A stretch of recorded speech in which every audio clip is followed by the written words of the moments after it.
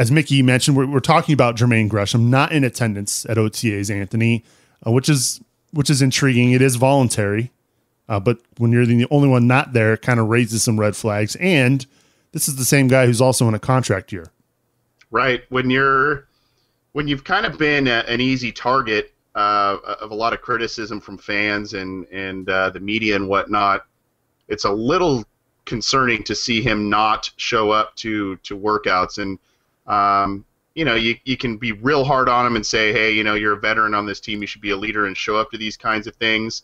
I haven't heard anything about a contract dispute and or that Gresham is unhappy. We haven't heard anything, I don't think. So I don't really know why he's missing the time. He does kind of stick out like a sore thumb when he's the only guy not here. So that's a little concerning. I don't really like that.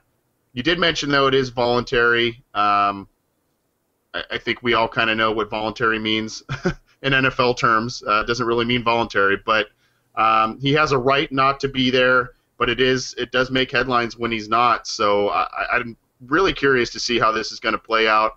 A lot of Bengals fans, I think you guys especially, have talked about how you don't think Gresham's in this team's future plans, and I don't know, maybe there's some writing on the wall there that we're starting to kind of see, and maybe he just is done after this year. Don't know. I mean, that's still a ways away for sure. I mean, I think he'll play the year out under this contract. Maybe something surprising would happen and they renegotiate and sign him to a long-term deal. I don't see it happening with, needing to re-sign Andy Dalton, needing to re-sign AJ Green eventually. I just don't see. I mean, there's only so much money, and right now a lot of it has to go to two main players there on the offensive side of the ball. And part of the reason they drafted Tyler Eifert also a couple years ago was, in effect, a safety net there in case they did lose Jermaine Gresham. Now, again, this is one OTA. It is voluntary.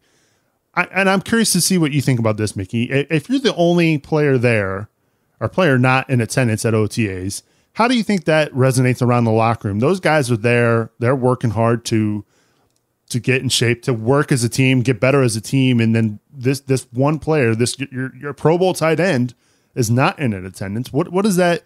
What kind of message does that send throughout the locker room? Do you think it even matters? It's probably case by case, Nick. So, like if you're a team guy, people like you and they know you're off doing your own thing. Like there are times where, in the past, like, huge receivers would go work at a receivers camp, in California or something. I don't think anyone holds that against them. It's the guys that may seem like they're not team players that are like, are maybe too good for that. I don't really put Gresham in that category. Gresham is kind of a team guy. I think that, without knowing anything, there's probably a reason he's not there. He knows that the writing's on the wall potentially for him if he doesn't perform.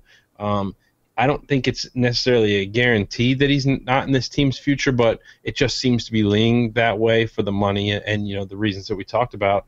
But I think it's a case by case. I mean, if you're a head case and you're skipping, then I could see issues with that. But I don't think this is the case here.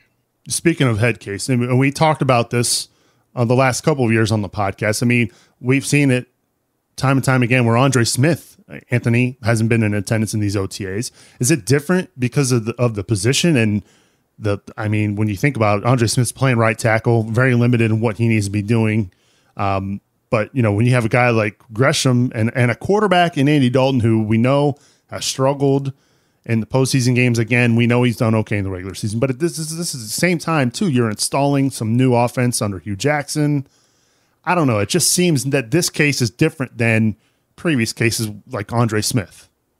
Yeah, and we never fully learned what Andre Smith's absence was about. I believe it was last year. There was the gun charge thing, but then he came off a fresh contract. You thought he was kind of starting all over, and then he didn't show up to the early parts of OTAs, and that was pretty concerning. But didn't seem to bother anybody. He came in and he played really well the entire season, and he stayed healthy. So, a lot of times it can mean absolutely nothing, and hopefully that's the case here with Gresham. Sometimes it could mean something, and I agree with Mickey. It's completely circumstantial. It depends on each case. You know, he could have, God forbid, a health issue in his family somewhere, or some other issue going on that you know, the team doesn't really want to make public, and rightfully so. That's his private business, and if he needs to tend to some of that, go ahead. But with that, you got to know that there's going to be some attention there that's going to be gathered from him not being here. And